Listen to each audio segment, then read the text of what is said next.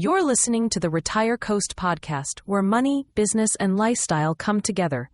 Join us each week as we explore smarter financial planning, starting and growing businesses, and building the life you want at every stage, from millennials and Gen X to today's retirees. Welcome to another of our podcasts about 250th anniversary of the signing of the Declaration of Independence.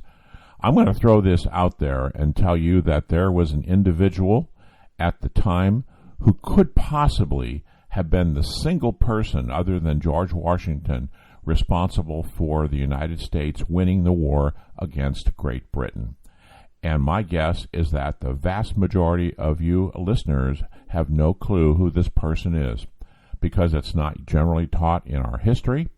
We wouldn't hear about it or learn about it unless maybe we lived in some areas on the Mississippi Gulf Coast. But I'm going to tell you his story. His name is Bernardo de Gálvez. He was the Spanish governor on the Mississippi Gulf Coast at the time of the Revolutionary War. At times during the telling of this story, he's going to seem like a cartoon character in a way that you would imagine someone who was brave and young and decided to take essentially the bull by the horns, pardon the metaphor. But this person was an extremely capable person at the time, and he helped us win the war.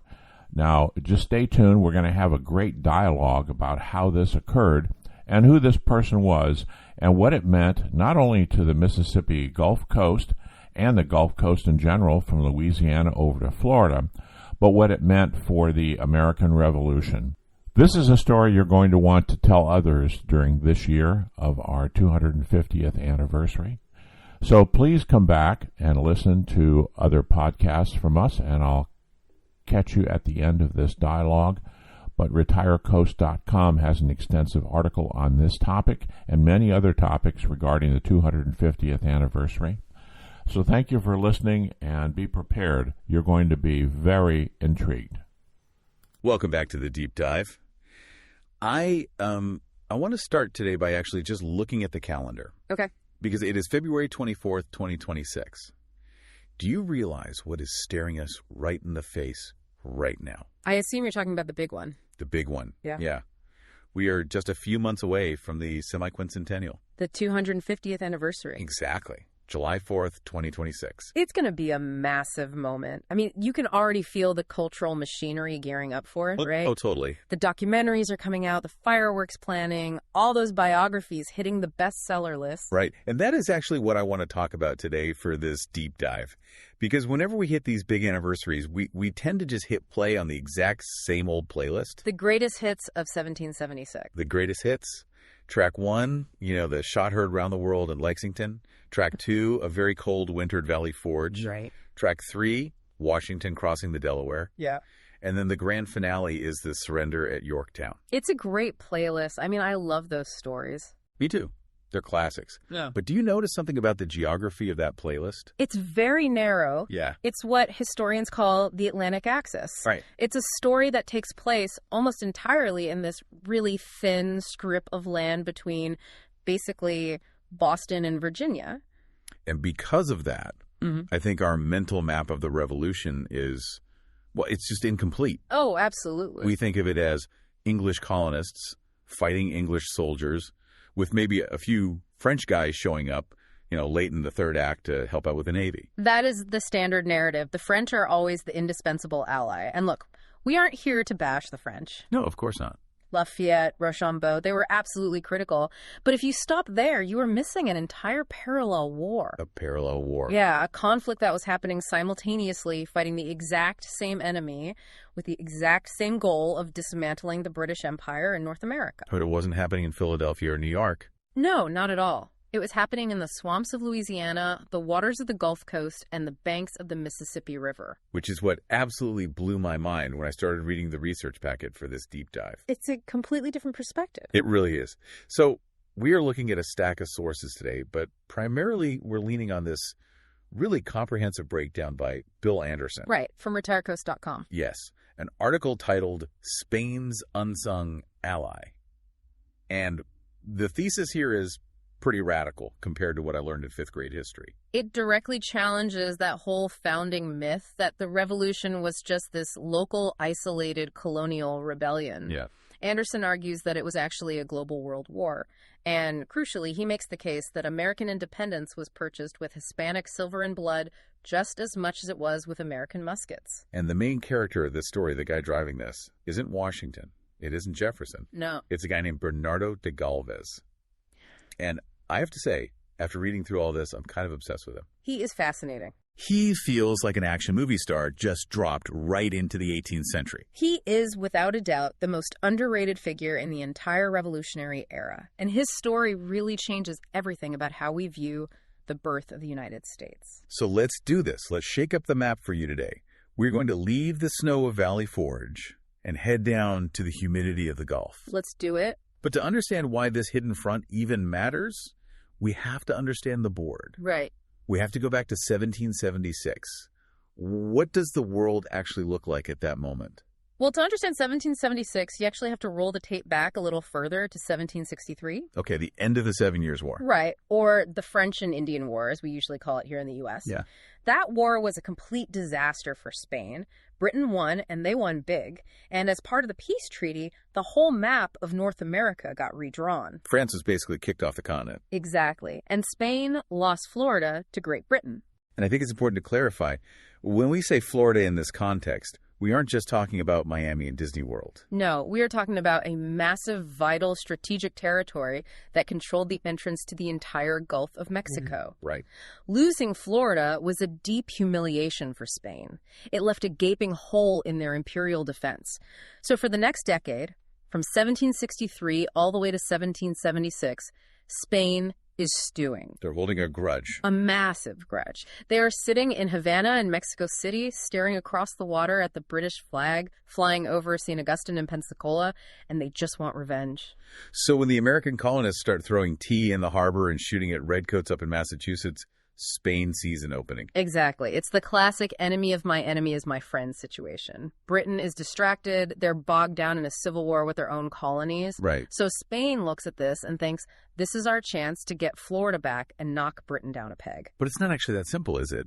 Because the source material talks about something Anderson calls the Spanish dilemma. Yeah, this is the nuance that usually gets skipped over in the history book. Right. Spain wanted to hurt Britain. Yes, that was the goal. But Spain was also a massive colonial empire itself. Right. Much bigger than Britain's presence in the Americas at that point. Huge. They controlled New Spain, which is modern-day Mexico, Central America, and half of South America. So they are a monarchy with a capital M. A Catholic monarchy with a global empire. Now, think about the optics here. If Spain openly helps a group of rebellious colonists overthrow their king. Oh, I see. What message does that send to the people in Mexico City? Or Lima? Exactly. It says, hey, if the Americans can do it, why can't we? It's the contagion of republicanism. That is the absolute nightmare scenario for the Spanish crown. They are terrified that if they support the American Revolution too loudly, they are basically signing the death warrant for their own empire. Wow. So they are caught completely between a rock and a hard place. They want to stick it to the British, but they are terrified of the very revolution they want to support. That is the dilemma. France didn't really have this problem because, like we said, they had already lost most of their North American colony. Right. France could afford to be reckless. Exactly. Spain had everything to lose. So how do you fight a war when you are afraid of the actual outcome? You do it in the shadows. You completely embrace the concept of plausible deniability. And this brings us to what the article calls the quiet artery. New Orleans. New Orleans. In 1777, this is a Spanish city. It's the capital of Spanish Louisiana. And into this city walks our hero, Bernardo de Gálvez. And he's pretty young at this point, right? He's barely in his 30s. He's from a very prominent Spanish military family. He's ambitious. And he gets appointed acting governor. Okay. And he looks at the map and sees the strategic reality immediately. A Mississippi River. The Mississippi is the back door to the American colonies. Because think about the Continental Army in 1777. They are freezing. They are starving. Right. Washington is constantly writing letters to Congress begging for supplies. Saying we have no powder, we have no lead, the men are barefoot. And they can't get those supplies from the ocean because the British Navy is the most powerful force on Earth. They just have the Atlantic ports completely blockaded. The front door is locked and bolted. If you try to run a supply ship into Boston or Philadelphia, you are probably going to get sunk or captured. Yeah. But the Mississippi, that runs right up the gut of the continent. It connects New Orleans directly to the Ohio Valley. So Gálvez decides to unlock the back door. He doesn't just unlock it, he turns it into a covert logistics superhighway. Wow. He starts working closely with an American agent named Oliver Pollock. Who is another unsung hero we should probably mention. Absolutely. Pollock is an Irish-American merchant who is operating down in New Orleans. And how does this actually work in practice? Yeah. Is Gálvez just handing Pollock boxes of ammo out the back of the governor's mansion? It's way more sophisticated than that. Spain secretly funnels money-hard currency to New Orleans. Okay. Gálvez and Pollock use that money to buy gunpowder, muskets, medicine, and cloth from Spanish merchants. Then they load these supplies onto flatboats and barges. But they have to disguise them, right? They have to. Spain isn't officially at war yet. So these boats are supposedly carrying farm equipment or grain or tobacco. But under the tarp. Under the tarp, it's barrels of gunpowder. And they have to pull these boats up the river against the current 1,000 miles north. That sounds brutal. Who are they even sending this stuff to? A lot of it goes to George Rogers Clark. Okay, remind us who that is for those who might be fuzzy on their frontier history. George Rogers Clark is the American commander fighting in the Northwest Territory. Which is? That's modern-day Illinois, Indiana, Ohio. He's out there in the wilderness attacking British forts like Vincennes, and he is completely cut off from the East Coast. So if he doesn't get those disguised supplies from the river... His campaign collapses. Period. He has no powder, his men have no food, and if Clark fails, the British hold on to the entire Midwest. Which means when the peace treaty is eventually signed in Paris, the United States border probably just stops at the Appalachian Mountains. Precisely. Without that Spanish gunpowder coming up the Mississippi, the United States might have ended up being this tiny coastal strip. Wow. We wouldn't have Chicago or Detroit or Ohio. So before a single shot is even fired officially between Spain and Britain, Gálvez is already shaping the future map of the U.S. He is the quartermaster general of the Western Front, effectively. Yeah. And he's doing it all right under the noses of British spies in New Orleans. It's incredible cloak and dagger stuff. But, supplies are one thing. Wars, as we know, run on money. Always. And by 1781, the American Revolution is completely broke. Broke is an understatement. They are destitute. The continental dollar is basically a joke. Paper money is literally flying around in the wind because nobody will take it. Yeah. Soldiers are mutinying because they haven't been paid in years. Which brings us to the second segment of our deep dive from Anderson's article, the Silver Lifeline.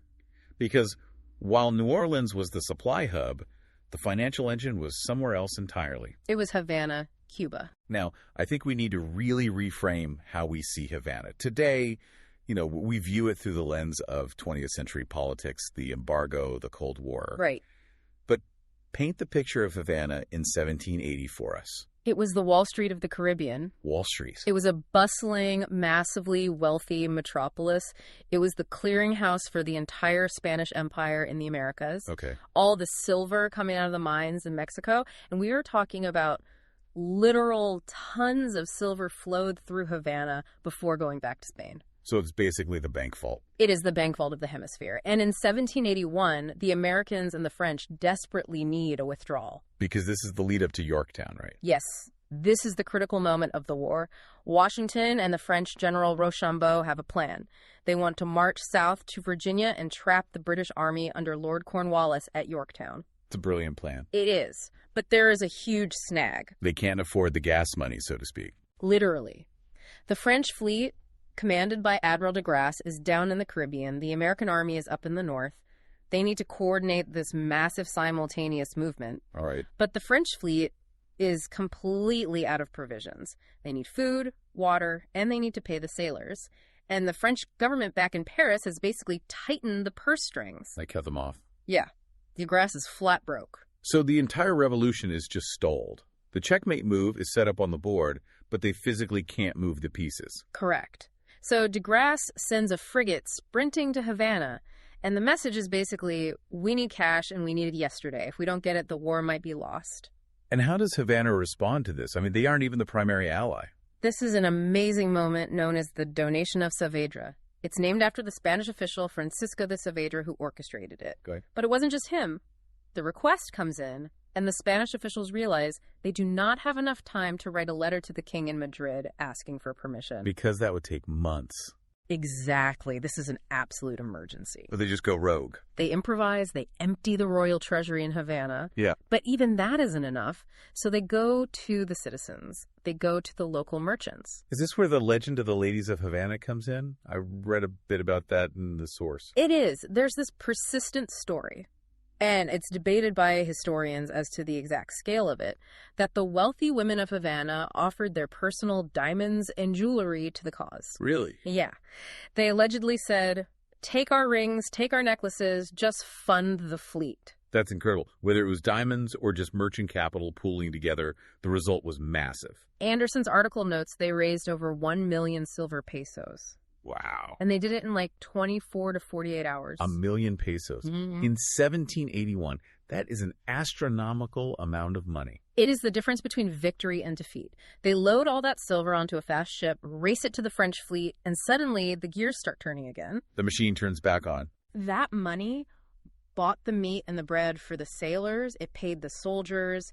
It greased the logistics of the entire Yorktown campaign. So when you see that famous painting of Cornwallis surrendering, you should mentally paint a giant stack of Cuban silver pesos right in the background. Because without that cash infusion from Havana, the French fleet might never have sailed to the Chesapeake. And if they don't sail, Cornwallis just escapes by sea. Exactly. And if Cornwallis escapes, the war drags on, and who knows who wins? The British might have just worn Washington down. It's staggering to think how fragile that moment was, just how close it all came to collapsing over a lack of hard currency. It really was on a knife's edge. Okay, so we have the covert supplies flowing from New Orleans. Huh. We have the emergency money coming from Havana. But eventually, this Cold War has to turn hot. Right. In June 1779, Spain formally declares war on Great Britain. The gloves finally come off. And this is where Bernardo de Gálvez transforms again. He stops being just the logistics manager and becomes a general. And this is where we really see his character shine. Remember, he is down in New Orleans. News travels incredibly slowly. When he finally gets word that war is officially declared, most governors would just sit back and wait for orders. Right, like, okay, Madrid, what do you want me to do? Defend the city. Wait for the fleet to arrive. Exactly, play it safe. But Gálvez doesn't wait. He goes on the offensive. He knows that the best defense is a savage offense. He knows the British are already gathering strength in their forts along the Mississippi and over in Mobile. Yeah. If he waits, they're going to attack New Orleans. So he decides to hit them first. This begins what the source calls the Gulf Coast military campaign. Phase 1 is the river. September 1779. Gálvez gathers a really motley crew of soldiers, and we'll definitely talk about who they were in a minute, and he marches north. Okay. He hits the British fort at Manchac. Then he hits Baton Rouge. And these aren't just polite little skirmishes. These are full-on sieges. Yeah. But he moves with such incredible speed that the British are completely caught off guard. He takes Baton Rouge quickly. Wow. And the strategic impact of that is immediate. By taking Baton Rouge, he strips Britain of their control of the lower Mississippi. So the river is now 100% Spanish. The back door is permanently secured. But he's not done. He's just warming up. Okay. That was 1779. In 1780, he turns his attention east. He wants Mobile. Mobile, Alabama. Right. At the time, it was guarded by Fort Charlotte. Now, this campaign was an absolute nightmare. We have to talk about the environment for a second. Yeah, this is the Gulf Coast. It's the Gulf Coast in the 18th century. Hurricanes, mosquitoes, yellow fever, heat that just melts your brain. Moving an army through the swamps of Alabama back then is hellish. The source mentions that his fleet was actually battered by storms before they even got there. Multiple times. It seems like every single time Gálvez tried to launch an invasion, a hurricane would spawn in the Gulf. It's terrible luck. But he was relentless. He regroups, he lands his forces, and he lays siege to Mobile. And after a brutal bombardment, Mobile surrenders. So now the British are really reeling. They've lost the river, they've lost Mobile, they are pushed into a corner. And that corner is Pensacola. The boss fight. The crown jewel of the Gulf. Pensacola was the capital of British West Florida. It was heavily fortified. It had a massive garrison, and it was guarded by the Royal Navy. High stakes. Extremely. As long as the British held Pensacola, they could launch a counterattack and retake everything Gálvez had just won. So he has to take it to finish the job. He has to. Which leads us to 1781. the Siege of Pensacola. And this is the movie scene. This is the singular moment that defines Bernardo de Gálvez. Set the stage for us. What happens? Okay. So Gálvez assembles a massive armada. We're talking ships from Havana, ships from New Orleans, troops pulled from all over the empire. A joint operation. Army and Navy working together. They sail up to Pensacola. But there is a massive geographical problem. Right, the bay. Pensacola Bay has a very narrow mouth. It's a natural choke point, and overlooking that choke point are these high British cliffs lined with heavy cannons. To get into the bay, you have to sail single file right under those guns. It's a kill zone. It is total kill zone. And to make matters worse, there is a hidden sandbar at the entrance.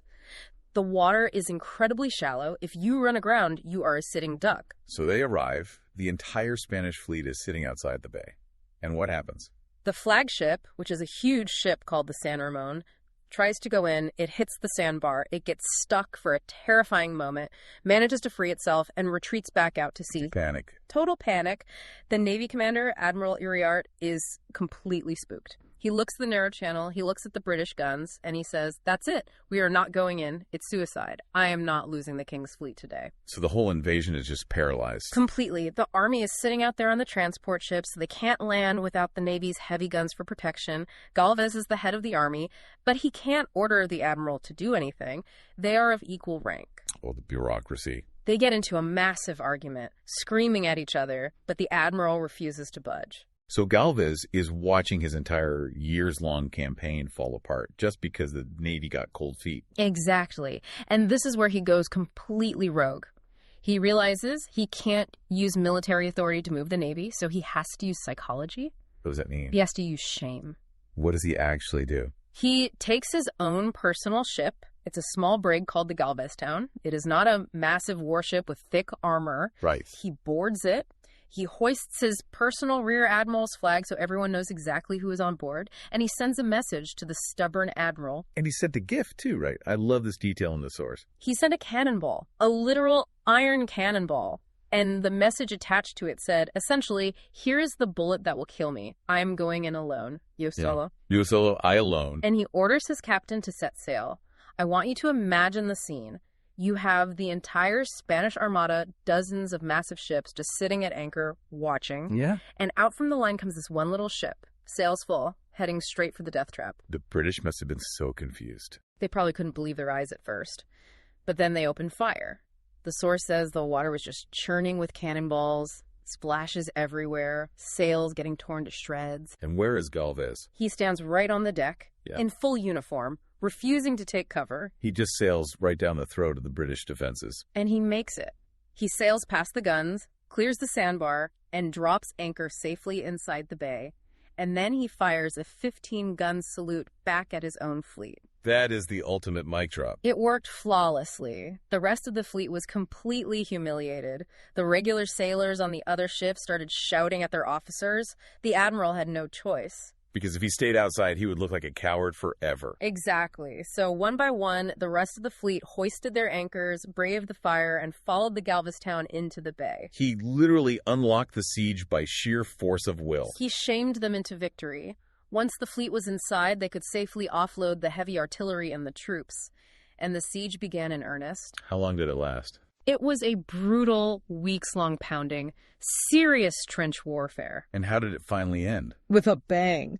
A Spanish artillery shell, and historians still argue if it was a lucky shot or just relentless targeting hit, the main gunpowder magazine inside the primary British defense, Fort George. Oh man, the one thing you do not want to get hit? It blew the fort wide open. Hundreds of British soldiers were killed instantly in the blast. The walls collapsed. The Spanish infantry immediately stormed the breach. Game over. The British surrendered on May 10th, 1781. And just like that, the British Empire in the Gulf Coast ceased to exist. Gone. Spain reclaimed Florida.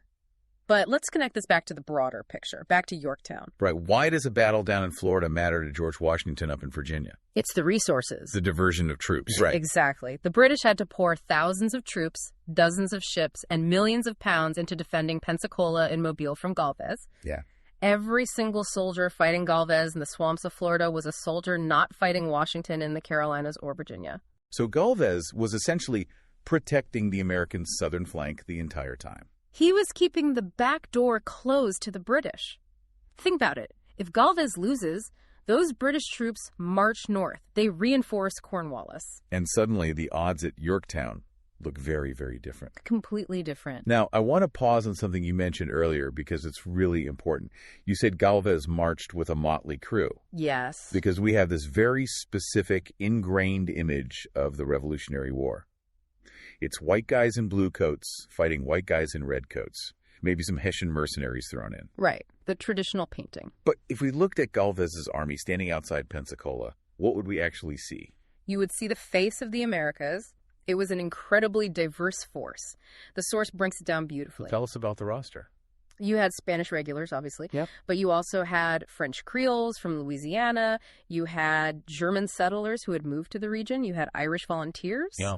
You had Native American allies, specifically Choctaw and Creek Scouts, fighting alongside them. And there was another group that really stood out in Anderson's research. The Free Black Militia. Talk about them. These were organized units of free men of African descent, primarily from Havana and New Orleans. They were well-trained, they were well-equipped, and they fought with incredible distinction. That's amazing. In fact, after the siege of Pensacola, Gálvez specifically commended the black and mulatto militias for their bravery in his official reports.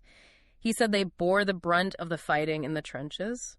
That is a part of the story that is almost completely erased from the popular narrative. We literally have black soldiers fighting for American independence indirectly under the Spanish flag in Florida. There's a great quote from the article. Hispanic America was not merely funding the war, it was fighting it. I love that. It reminds us that the fight for freedom wasn't limited to one race or one nationality or one language. It was a hemispheric struggle. So we have this incredible story. We have a dashing hero who sails into cannon fire alone. We have secret money drops. We have a diverse multinational army. We have victories that literally secured the shape of the United States. Yeah. My question is, why isn't Bernardo de Gálvez a household name? Why is there no Hamilton-style Broadway musical about this guy? It's the million-peso question. The source suggests a few reasons for this historical amnesia, and they make a lot of sense when you break them down. Okay, let's hear them. First, there is the ideological mismatch. Meaning what, exactly? The United States was founded as a republic. The core narrative is freedom versus tyranny. We overthrew a king. Right. Spain was a monarchy. Gálvez was a royal governor reporting to a king. It's a bit awkward for early American historians to admit, hey, we only want our freedom because another king bailed us out. It totally muddies the water. Yeah. We like our clear-cut good guys versus bad guys stories. Exactly. We embraced France because France eventually had their own revolution. They chopped off their king's head and became a republic too. So they fit the club. Spain stayed a monarchy, so they didn't fit the narrative. And I imagine geography played a huge role too. Massive. History is written by the victors, sure, but it's also written by the publishers. And in the 19th century, the publishers were all in Boston, New York, and Philadelphia. Right.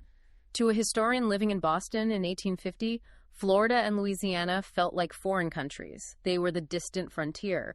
The real history, to them, happened in New England. And then there's the issue of what happened after the war. Manifest destiny. Almost as soon as the ink was dry on the peace treaty with Britain, the U.S. and Spain became fierce rivals again. Because they shared a border now. Right. The U.S. wanted to expand west. Spain stood right in the way. They fought over the borders of Florida constantly. They fought over navigation rights on the Mississippi River. And you don't build statues to your current rivals. Exactly. It became very politically convenient to just write Gálvez and Spain out of the story. But he is finally making a comeback. He is. It took over 200 years, but the recognition is finally starting to happen. The article highlights a really significant event that took place in 2014. The honorary citizenship. Yes. Congress passed Public Law 113-229. It officially granted Bernardo de Gálvez honorary citizenship of the United States. And we should clarify for you just how rare this is. It is arguably the most exclusive club in American history. Fewer than 10 people have ever received this honor. Wow. We are talking about Winston Churchill, Mother Teresa, the Marquis de Lafayette, and Bernardo de Gálvez. That puts him right on the Mount Rushmore of foreign allies. It does. It's a formal, official acknowledgement from the U.S. government that this man wasn't just a helper, he was essential. His portrait now actually hangs in the Senate Committee on Foreign Relations room in the Capitol. Better late than never, I guess. And the source argues that the upcoming 250th anniversary, the big 2026 celebration, is the perfect moment to really cement this legacy in the public consciousness. Right. Because if we're going to celebrate the founding, we should celebrate the whole founding. Exactly. This is an incredible opportunity to broaden the lens. If you are listening to this right now and you live in Mississippi or Louisiana or Florida or Alabama, the Revolutionary War isn't just something that happened in a textbook up in Philadelphia. It happened in your backyard. Your home was a major pivot point for the fate of the continent. It gives people a personal stake in the history. Yeah. It decentralizes the whole narrative. And that's exactly what good history does. It opens the doors and lets more people into the story. So, as we wrap up this deep dive, let's try to distill all this down. If you're listening and you want to walk away with just a few key points to sound really smart at your 4th of July BBQ this year, what should they be? I'd say there are 3 main pillars to remember. Number 1, independence was international. We cannot view 1776 as an isolated American event. It was a world war. Number 2, money matters just as much as muskets. We love the romantic stories of battlefield bravery, but without the silver from Havana, without that hidden financial engine, the army dissolves. The revolution goes bankrupt. Logistics wins wars. And number 3, Bernardo de Gálvez was an architect of American independence. He wasn't just a passive ally, he was a driver. He secured the West, he cleared the South, and he facilitated the supply lines that made the war possible. The source also had a really nice author's observation at the end about the texture of daily life during this time that I wanted to mention. Oh, yes. Anderson noted that while we don't have a lot of diaries from the Gulf Coast from that specific time, many records were lost to hurricanes or just never written down. We have to imagine the reality of it. Yeah. If you were living in New Orleans or Mobile back then, the war was visceral. You saw the ships leaving the harbor, you heard the rumors in the taverns, you saw the secret supplies moving upriver. It was a fully mobilized society. It brings it to life. It reminds us it wasn't just empty space on a map. Absolutely. Real people living through a world war. You know, I want to leave everyone with a thought that has been nagging me since we talked about the Yo Solo moment. We love a good counterfactual on this show. The what ifs? I love them too. Exactly. Imagine for a second that Gálvez doesn't board that ship. Imagine he just listens to his admiral. He says, you know what? You're right. It's too dangerous. We can't risk the fleet. Okay. So the fleet turns around. They sail back to Havana to regroup. The siege of Pensacola completely fails, or is delayed by at least a year. Which means the British keep Pensacola. They keep their stronghold on the Gulf. And those thousands of British troops that were tied down fighting Gálvez. They are suddenly freed up. And those British warships guarding the bay. They are freed up too. So do they sail north? Do they reinforce Cornwallis in Virginia?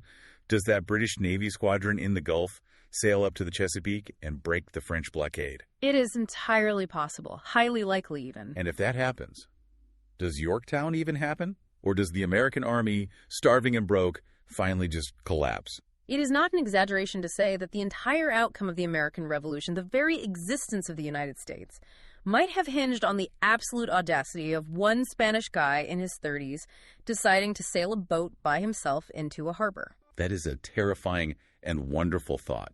The ultimate butterfly effect in action. One single decision can change the map of the world. And in this case, I really think it did. Well, on that note, we are going to wrap up this deep dive. I hope you look at the upcoming 2026 celebrations a little differently now. When you see the tricorn hats, remember the Spanish uniforms. When you hear about the muskets, remember the Havana silver. And remember Bernardo. And maybe raise a glass to the Yo Solo. Definitely. We will put a link to Bill Anderson's full article in the show notes. It is absolutely worth a read for all the incredible details we couldn't even get to today. Thanks for listening, everyone. Take care. I hope you found this as fascinating as I did when I did the research for the article on retirecoast.com. I never knew about this information, and apparently the people that live in, or at least some people that live along the Gulf Coast in Alabama near Mobile and Pensacola, Florida, would understand this because there is a statue of him in Pensacola. But this is just one of the many fascinating aspects of the 250th anniversary that I have discovered in my research on all of the other articles and podcasts that I have presented so far. We're going to be continuing this process through July 2026. This is going to be what we call in the business an evergreen podcast, which means that this information never changes in the future. So if you're listening to this in 2027 and you hear the date 2026, it doesn't make any difference. This man was amazing. He did a great service for his country and for our country. Would you please go to the show notes if you want more information, and then go to retirecoast.com and read our complete article on this one. We also have on the homepage basically a hub for all of the articles on the 250th anniversary. We write other things too about personal finance. We have a complete millennial hub. We have an area for the Gen X's because both are in different positions financially with retirement, etc. So we have all of this information available to you at retirecoast.com. We also have some YouTube videos out there at RetireCoast as well. So please take advantage of our entire group of communication devices and come back to our podcast and also to retirecoast.com. I hope you enjoyed this and will return. Thank you.